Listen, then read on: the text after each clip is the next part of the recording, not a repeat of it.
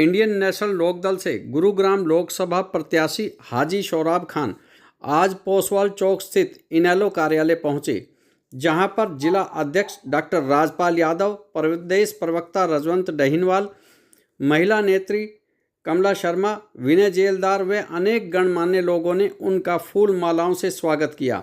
सोराब खान ने फीता काटकर अपने चुनावी कार्यालय का उद्घाटन किया। उन्होंने पत्रकार वार्ता में कांग्रेस व बीजेपी के बारे में क्या कहा, सुनिए उन्हीं की जुबानी। अपने साथियों की तरफ से मैं दिल से शुक्रिया अदा करता हूँ। आपको पता है अब ये लोकसभा के इलेक्शन चल रहे हैं और हमारी जो गुड़गांव लोकसभा क्षेत्र है उसमें करीबन 20 कैंडिडेट हैं और मेन तो जो है 5-6, जैसे बीजेपी से राव इंद्रजीत सिंह जी, कांग्रेस से अपने वो फिल्मी एक्टर हैं और जेजेपी से वो भी एक सिंगर है, एक मायावती से है, एक मैं आपके सामने एक छोटे से किसान का बेटा मेवात से ताल्लुक रखता हूँ और हमारा जो रेवाड़ी गुड़गांव मेवात पहले से ही ज्वाइंट है और मैं इंडियन नेशनल लोकदल पार्टी का कैंडिडेट हूँ हाजी सोराब का। तो हमने अब तक जो देखा है, यहाँ से सांसद 4-5 बार से सांसद बनते आ रहे हैं, उसका कार्यकाल भी देखा और कांग्रेस का भी हाल देखा। मैं कहूँ कांग्रेस तो एक बीजेपी की टीम है। वो तो चौधरी भूपेंद्र सिंह हुड्डा जी अपने बेटे की सीट को बचाने के लिए, सिर्फ अकेले रोहतक को बचाने के लिए ऐसे कैंडिडेटों को ला रहे हैं। किसी भी एक्टर दो नहीं तो कैंडिडेट यहाँ पहुँचते गुड़गांव से, रेवाड़ी से, गुड़गांव से बतेरे कैंडिडेट थे, लेकिन या तो कांग्रेस पार्टी गुड़गांव की आवाम को उनका हक नहीं देना चाहती। मैं तो यही समझता हूँ वो बीजेपी के लिए काम करती है। आज मैं कहूँ जो सबसे हमारे आवाम के लिए, जो 36 बिरादरी के लिए जो एक आवाज़ उठाता हुआ हमारा नेता चौधरी अभय सिंह चौटाला जी, मैं उसका कैंडिडेट आपके सामने वो सारी 36 बिरादरी का मान सम्मान कर आपके सामने 10 की 10 लोकसभा सीटें हैं। उन्होंने हर कास्ट का मान सम्मान रखा, सबको टिकट दिए। जैसे हमारे गुड़गांव लोकसभा सीट परसेंटेज के हिसाब से माइनॉरिटी की ज़्यादा वोट थी, लगभग 7.5+ वोट है। तो उन्होंने उसको देखते हुए मुझ जैसे एक छोटे से वर्कर को, तो आपको पता है आज तक जितने भी नेता हैं वो एक ही परिवार है, चौधरी ओम प्रकाश रावल जी का, जिन्होंने छोटे से आदमी को MLA बनाया, MP तक बनाया।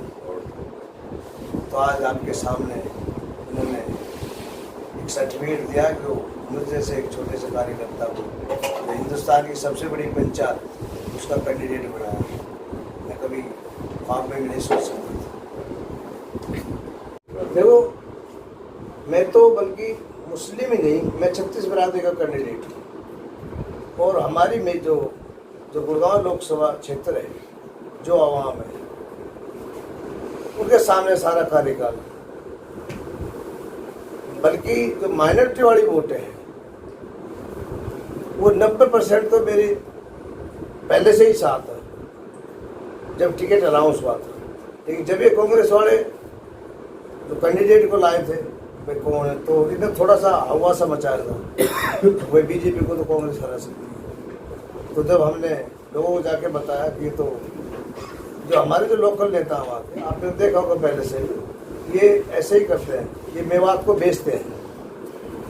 हमेशा इन्होंने मेवात को बेचने का काम किया है तो ये तो फिल्मी इंडस्ट्री में तो पैसा ही पैसा है, इसलिए एक ऐसे कैंडिडेट को लेकर आए तो इनका पेट भर सके। वही काम इन्होंने भी किया। वो पब्लिक के सामने उनकी जो वीडियो थी, जो फोटो फुटेज थी, वो उनके सामने आई, क्योंकि जो पैसे में लड़ाई जो झगड़ा हो रहे मेवात में, उनका तो जो काला चिट्ठा तो खुल गया। मैं ये कहता हूँ, मैं उम्मीद करता हूँ 100% मैं अपने मेवात क्षेत्रवासियों को अपने साथ लगा कर रखूँगा। आज 90% मेरे साथ है और मुझे उम्मीद है उससे भी ज़्यादा गुड़गांव जो क्षेत्र की जो आवाम है और रेवाड़ी जो डिस्ट्रिक्ट की आवाम है वो भी कम नहीं रहेगी, क्योंकि वो चीज़ तो रही नहीं जो इस सरकार ने जो हमको बांट के रखा आपस में, वो चीज़ अब नहीं है। मंदिर का, मस्जिद का, हिंदू मुस्लिम, वो चीज़ आवाम के पास अब नहीं है। अब हर कोई समझदार हो गया, सबको पता है अब कौन हमारा हितैषी है, कौन काम करने वाला, कौन हमारे बच्चे के भविष्य के बारे में सोचने वाला।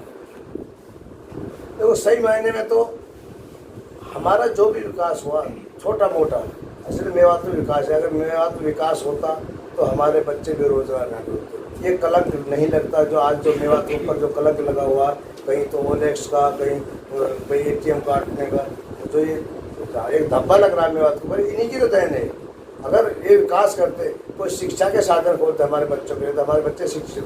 हमारे बच्चों में टैलेंट की कोई कमी नहीं है, लेकिन कमी है तो साधनों की है।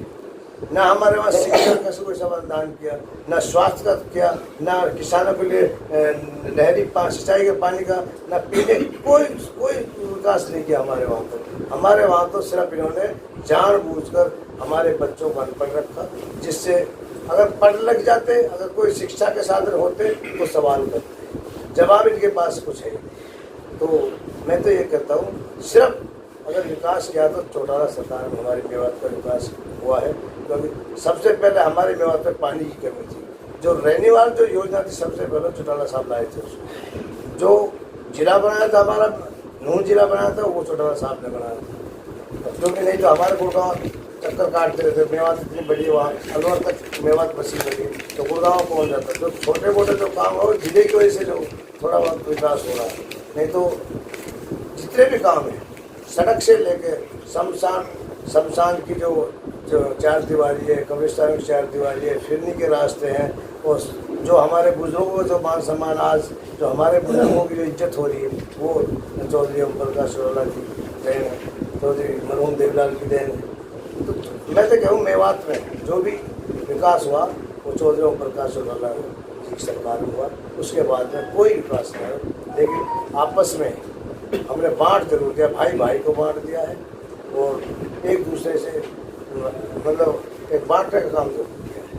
मतलब हमारे जो नेता है ना, मेवात उनको जान चुकी है, उन्होंने हमेशा मेवात के साथ धोखा किया है, मेवात को बेचा है उनके। जब एक बार इंद्रजीत को जब वोटों की जरूरत ही नहीं है तो मेवात वोट क्यों देगा भाई? वोट तो जब देगा जब कोई किसी के सामने कोई झोड़ी फैलाए। आज मैं हूँ, मैं हर जगह जा रहा हूँ, सब अपने भाइयों से वोट की अपील कर रहा हूँ, हाथ जोड़ के वोट मांग रहा हूँ। और मैं आपका भाई हूँ, आपका बेटा हूँ, आपके बीच के रहने वाला हूँ। आप मैं छोटे से किसान का बेटा हूँ, मैं आपके सुख दुख को समझता हूँ। ये लोग क्या समझते हैं आपको? मुझे तो खेती की पता है, मुझे शिक्षा की पता है, स्वास्थ्य की, हर चीज़ की पता है। जो आपके दुख है वो मेरे दुख है। तो हमारे इनके कहने से मेवात में बीजेपी को और न कांग्रेस को कोई वोट नहीं देगा। देखो ऐसा है, जब तक लोग समझे नहीं थे, ये सही बात है, कांग्रेस ने हमारे साथ मतलब एक वोट बैंक नाजायज फायदा उठाया। हमारे जो मुस्लिमों के वोटों का जो फायदा उठाते आपस में जो बांटने की जो बात थी, नहीं तो सबसे बड़ी मैं तो अपनी तरफ से बीजेपी को इतने दोषी नहीं मानता जितने कांग्रेस दोषी। हमारे साथ जो किया कांग्रेस ने किया, क्योंकि जितने भी जो कानून लेकर आई थी सारे कांग्रेस की सरकार में जो कानून बने सारे कांग्रेस के।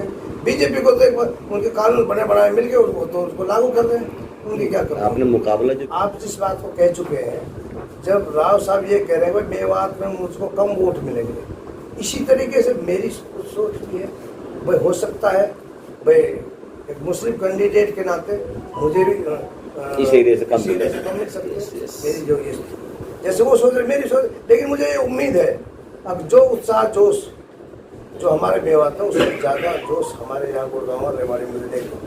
नहीं आपके कोई हिंदू मुसलमान के इलेक्शन नहीं है। वो तो एक राव साहब की सोच थी, अब मुझे वहाँ वोट नहीं तो अगर उस भाषण से पहले मैं कह रहा हूँ ऐसे पहले से ज़्यादा वोट मिलती राव साहब को, लेकिन अब एक भी वोट नहीं मिलेगी। जो उसने भाषण दिया है, जो मेवात को धमकाया है ना, अब उसको वोट नहीं मिलेगी।